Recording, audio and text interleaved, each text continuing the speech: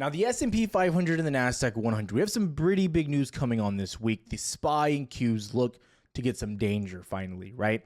We look at the stock market, you're finally getting some pullback. We're making lower lows on the Nasdaq, and things look like the bears might try to step in. Now, today you had an earnings call, and then tomorrow you have the big dog, NVDA, which we're going to cover here. But the question is can we actually start to roll over? Can sellers really start to take that momentum? And that's what we're attacking here.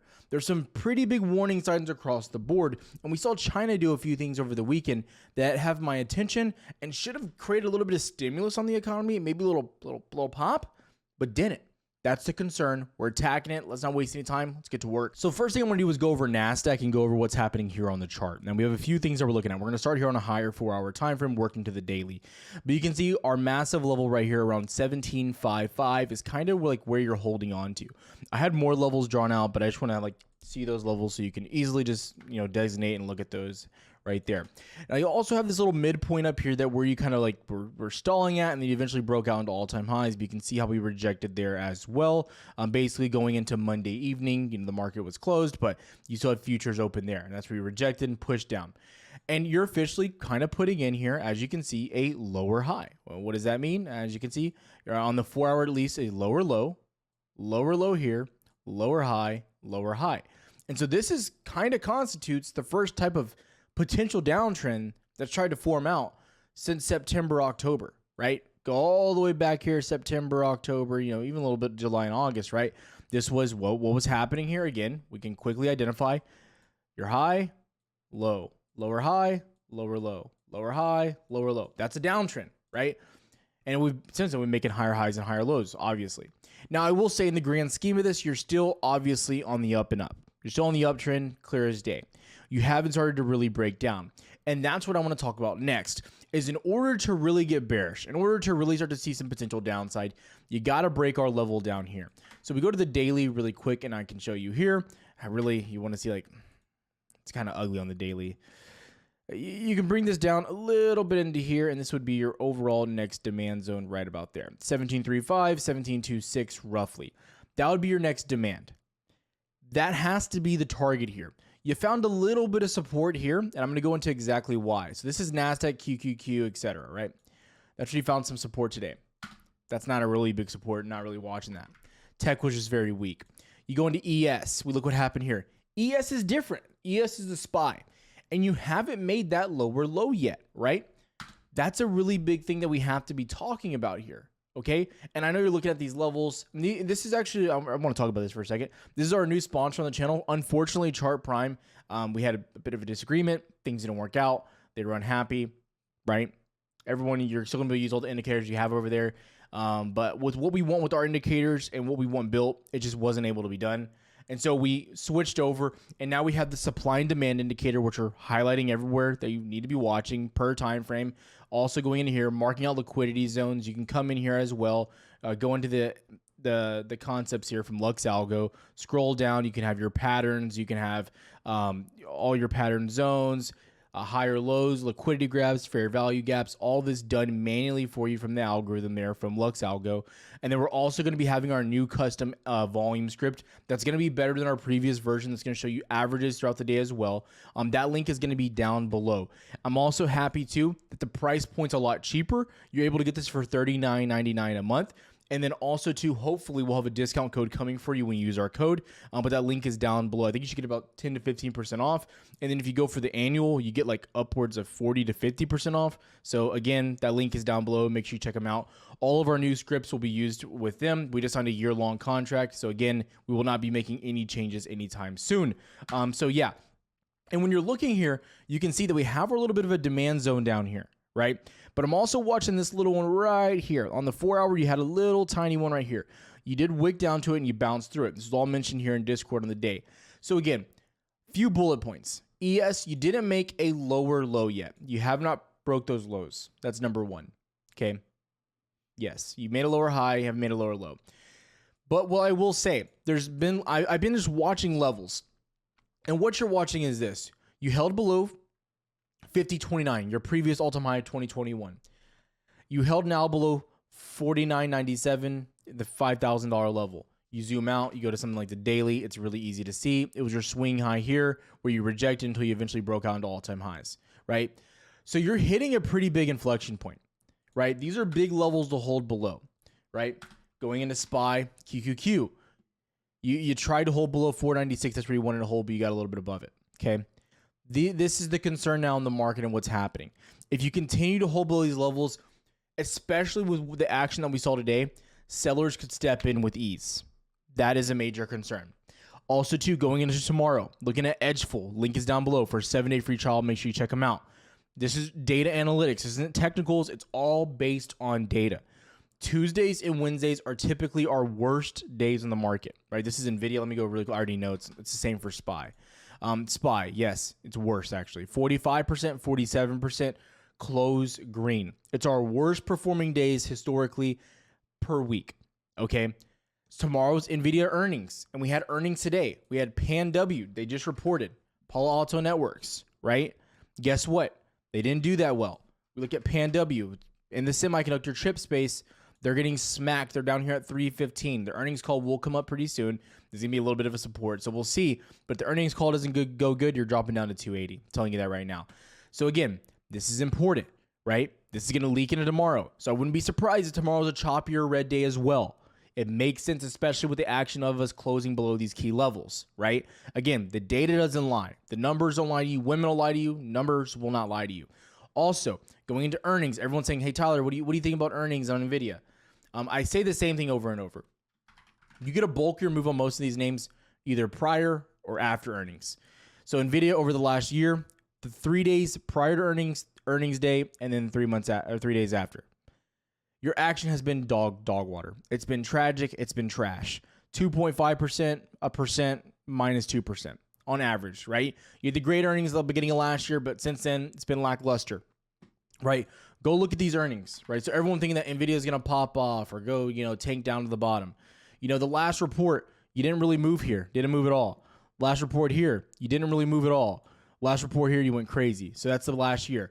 So again, when we go back to the data tells us it's not worth playing earnings. You're getting an expected move of like $70 to $80. Why would you want to touch that? You haven't even moved that type of move at all year almost. The last time you got that type of movement was way back here when you had the greatest earnings potentially of all time. So again, keep your head on a swivel. Be patient. Don't get crazy. And again, as you can see here, there's no real demand until you get all the way down to almost 620, 600. So again, definite cause of concern. Okay, NVIDIA, just to let you know, the earnings are after hours tomorrow. Keep your head on a swivel there. That's all I'd really be watching. And just if you're wondering for PanW, like should you have traded that earnings, right? We go and look at that data. Even here, the data was right in front of your face. There's no point in trading it either before or into earnings because you get no movement. If you want to trade them, you always trade them after earnings, meaning you don't have to play any of that the IV. You don't have to take on any of that risk. You can still trade it after and make a majority of your money. 10 days, 12% average. 15 days after, over almost 17%. So again, the data doesn't lie, right? There's no reason to be holding these earnings. There's no reason to take on that risk. Now, again, going into tomorrow, the biggest things I'm watching on the market, again, I try to be as unbiased as possible. All I'm watching are levels on the market and how we're playing out. Again, that data too, if you're interested, it was from Edgeful. The link is somewhere down below. All of our links are down below. Again, the biggest thing that I can tell you guys, though, is be patient with these levels. When you start breaking below 5,000, and I'm going to show you here in a second, there is no reason just to hammer puts, to hammer shorts. You got to retest. The same thing with 50.29. You broke, you retested, right? Be patient. Wait for confirmation. Look for volume. Look for everything that we're mentioning here. Now, I'm not saying blindly follow what I say, but try to verify some of it. Try to question it. Try to think, well, what's the logic behind it? Try to educate yourself. Take some notes, right? Put in some work. That's the biggest thing happening right now. Now, again, tomorrow you have NVIDIA earnings and the after hours. You have FOMC minutes. I'm not worried about FOMC minutes, to be honest. I'm not too worried. Now, we'll see what they say because after last FOMC, we actually went up. So I don't think this FOMC is going to have, the minutes are going to have anything to really do with the market. I don't think it's going to have that big of an impact. I think the comments from the Fed are far more important in real time because we've had bad CPI, bad PPI, and we'll see about PCE. But so far, it's 2 for 2 that are bad. And that's old news. That's old viewpoints. they're always saying we're data dependent. So again, we're not going to rely on their view of past data. We're going to rely on their view of the current data. Makes no sense. So again, that's my opinion going into tomorrow. We're watching for those key levels underneath 5,000. Holding below that, you're very weak on ES. The Nasdaq and tech has shown its weakness today. I do think tomorrow, Pan W, I think it affects semiconductors. I think semiconductors can start showing more weakness. NVIDIA, I don't think they're going to miss terribly on earnings or do bad. But the move that you've already had of another 50% run on the stock from $500, I'm just telling you, in order to get another gap up or to move up again, you're going to need really good news. You're going to need not just good earnings, but fantastic earnings. So again, I don't think there's a reason to play NVIDIA here. I think there's more risk on the table than there is reward. That's how I view it. But let's go into DXY and let's look at some of the other tools. Okay, so number one, we're going to go to DXY. This was interesting. So last night we saw China announce some current news. And if you want to see that real quick, China cuts rates. So if you don't know, China is trying to stimulate their economy by any means possible. So they basically cut their property rates overall last night. It's worth mentioning. That's what they did. Okay, that's just the facts. Now, you would assume, like, hey, this might give a little boost to the economy. I thought so as well. It didn't. You even saw the dollar get some love, and then it dropped back down. You also saw Japan's market get a lot of weakness as well. Japanese weakness typically leads to weakness on our market because they're probably the best economy overall in the world right now. As far as holding to the upside. They welcome inflation, actually. So again, looking at the dollar, you're back below 104.18. That's a pretty major level that I've been watching, but you want to get back below the 200 SMA overall. You had the inverse head and shoulders, but now you're kind of just in this range now. You can also see too, you had a little bit of a demand here. You broke down through it. Now you're kind of just operating in it. And you can see you're very illiquid back to the downside if you lose that 200 SMA. And again, if we start losing that level, that could be a pretty bullish sign or risk on indicator for the market. The US30 though, this is where you really want to focus most of your attention, the 30-year yields, is you want to see if when the dollar gets weakness, if it's going to drag over into the yields. And it's not so far. So if the yields can get back in this range and start pushing back down, it'll also be bullish for the market and, small caps like IWM. IWM, like I mentioned on Friday, it held 200, but ultimately you pushed back down today. This holds the way it is, it's going to continue to the downside. I'm sorry, that's what will happen if this going trend continues. I don't think the Russell will hold by itself. The market's trying to be resilient. It's trying to hold up. We saw a lot of buyers step into the market today, but again, it just wasn't great in my opinion. That's simple to put it. If we look at past moves that we've had, a lot of these moves, you dip down and you're met immediately by buyers, right? You got some buyers here, but you're kind of just stagnating here. You saw all throughout the day, right? It just wasn't a lot of love. So again, tomorrow's going to be pretty insightful. If we get another day below 49.97, it's a really weak outing for me, and you wouldn't want to see that, especially going into NVIDIA earnings. You want to get as much momentum as possible with NVIDIA. So in case things do go bad, you can hold yourself up. Again, 49.55 is the overall target here. You get below that, and there's a lot of weakness there. Again, on NQ, you get below what level? 17.25, 17.3. A lot of weakness on the table if that level breaks. It's going to be gross. It's going to be nasty if that does happen. If you start getting upside, you're looking for a 17.7 test, and then after that, 17.8. That's going to be your local test and overall ranges there. Again, the supply levels are really clear to see here. Lux Algos, I love what they're doing with the algorithm and actually just really shows these levels super quick. The loads are really quick as well. That's what we're looking at there. Now, I'm going to go into equities, but again, I always say this. Again, I can give a visual in equities and I mark out levels. And if you're brand new, let me explain this. I mark out key levels in the chart to the upside and to the downside. I am not a predictive trader. What does that mean? I don't go into the market saying, I think SPY is going to do X, Y, and Z. It's not how I trade. I trade large cap names and I focus on the reaction that we get from Nasdaq and the S&P 500. Okay. Now, I'm going to chart those levels out. But if we start seeing weakness on NQ, I'm going to favor the downside plays. If we start getting upside moves, I'm going to favor the upside trades. We have some really good setups, so listen close. Let's get to work. Okay, so number one, we're going to go over AMD. One of my favorite setups right now, Discord, we caught this one today. We hit target one. So number one, you got below the key level of 164.5.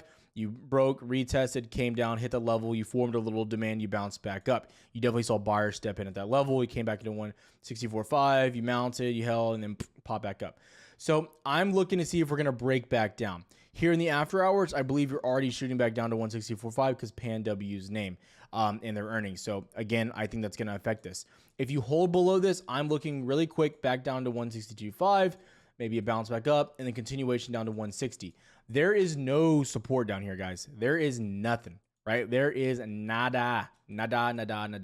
Again, bringing that back, you can see you get below 164.5, no liquidity all the way down to 159 almost. Zilch.